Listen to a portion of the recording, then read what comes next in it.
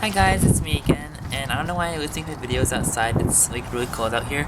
But okay, for my second video, I thought I would tell you guys about my experience being inpatient hospital for my eating disorder.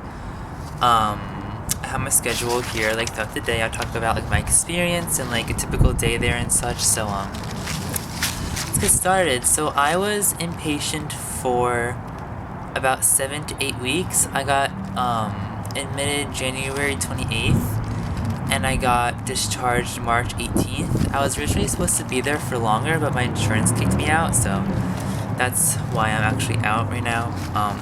So yeah. So I was in there for about 7 to 8 weeks.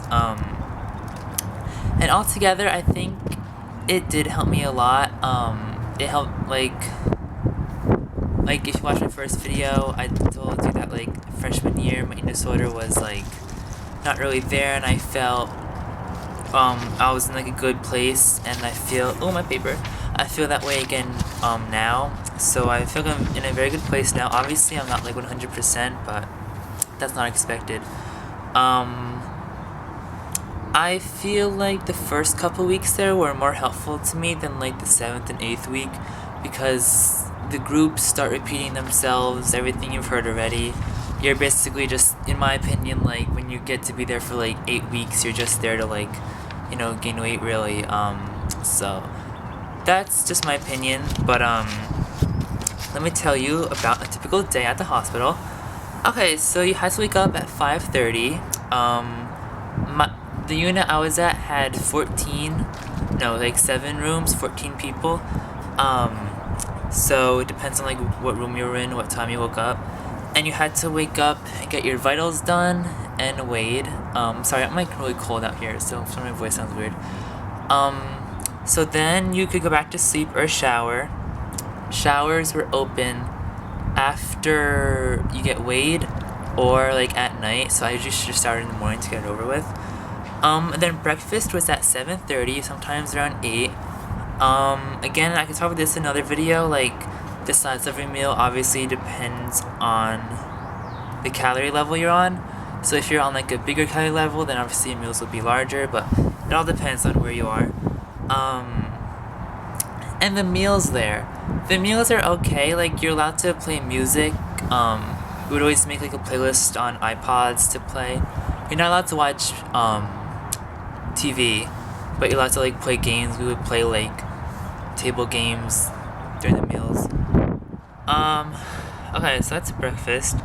And then after breakfast, we had school. So basically school was like an hour and a half long. We got like tutors. There was like a biology tutor and this language tutor. Other tutors, they just came and like helps you with whatever work you got from your school. Like the hospital is in touch with your school, so you got like work sent to you. Okay, after that, at 10 o'clock every day we had psychotherapy except for the weekends. Psychotherapy is a group therapy session. It's like everyone from the unit comes, and you basically just talk about anything that's on your mind. Every day there's a different like therapist in charge of it. So it really depends on what you want to talk about. It doesn't really have any main topics. It's just anything that's on your mind. I don't really like talking in those kind of groups, but yeah. So that's that. And then we had free time from 11 to 11:30. And then at 11:30 to 12:30, we either had meal planning group or nutrition group. It alternated between days. So meal planning, you have to plan like 2 or 3 menus for the next couple days. And again, it like depends on what your calorie level is. If you're doing like 1,200 or 1,400 calories or whatever you're at. I was discharged. I was at 3,950 calories, but when you got there, you're at 1,200.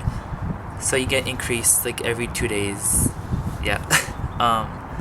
So it's either meal planning or nutrition group. Nutrition, you just talk about whatever really. And then lunch is 12:30 to 1:30. I always kind of felt this was really close to like breakfast, and we also have snack times at 11, 4, and 9, and you could like save items from your meals to have at snack. I always felt lunch was like really close to snack, but I don't know.